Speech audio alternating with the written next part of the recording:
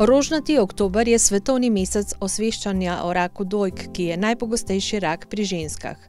O aktivnostih in dogodkih v tem mesecu na Zgornjem Gorenjskem, tudi na Bledu, nam je več povedala Rina Klinar, članica upravnega odbora Združenja Europa Donna Slovenija. Na Zgornjem Gorenjskem poskušamo tudi v tem mesecu osveščati o pomenu zdravega načina življenja, samopregledovanja in pa udeležbe na presejalnih programih, predvsem tudi programa DORA, se pravi presejalnega programa za odkrivanje raka dojk.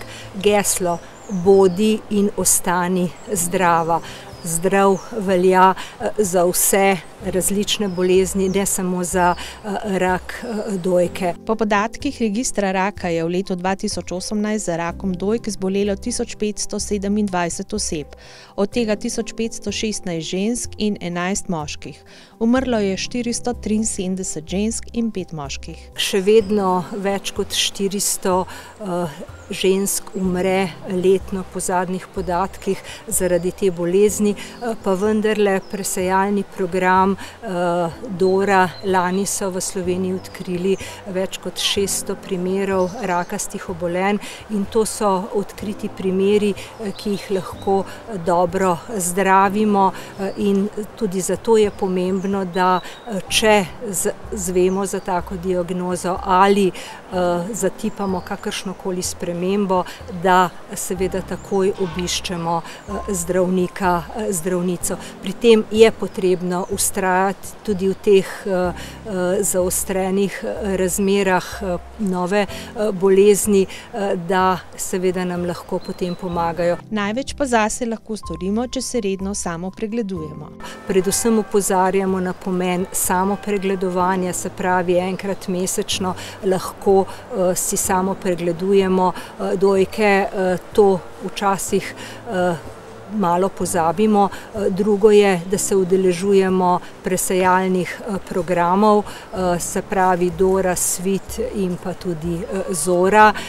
Predvsem pa tudi opozarjamo na zdrav način življenja, na telesno aktivnost, na zdravo prehrano, da ne kadimo, pijemo alkoholnih pijač. Na Bledu že nekaj let v oktobru poteka projekt Rožnate pletenine. Tukaj na Bledu, kjer Slovensko združenje Europa Donna v sodelovanju z Medgeneracijskim centrom Bled, pa tudi v sodelovanju z Ljudsko univerzo Radovljica poskušamo pač nekaj prispevati k temu. Sprehod okrog Blejskega jezera, pletenine v zdraviliškem parku, ki spominjajo na to, kaj lahko in zmoremo storiti zase, za svoje zdravje, seveda je temu namenjeno. Tudi v ostalih zgornjegorenjskih občinah bodo pletenine, osvetljeni objekti spominjali na ta rožnati oktober. Pomembno je, da zgodbe o ozdravitvi in preživetju slišijo tudi mladi.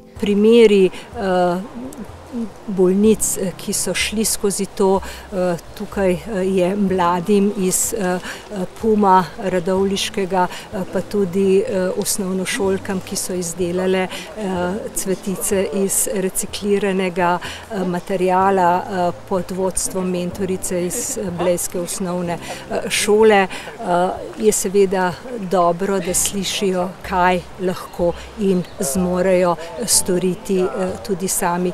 Ker se seveda starost bolnic tudi znižuje, se pravi vedno mlajše, je pomembno, da način samopregledovanja postane običajen in to je tisto, na kar želimo opozoriti. Je pa res, da rak dojke v 1%, 2% prizadene tudi moške, zato je dobro, da so o tem poučeni vsi, da čim več o tem govorimo in pa primeri ozdravitve, ki so vedno daljši, vedno manj je tistih, ki izgubijo bitko z življenjem zaradi te bolezni, kažejo, da ne velja obupati, da je treba vztrajati, poiskati pomoč in seveda tudi pogovor marsikdaj lahko temu dobro dene.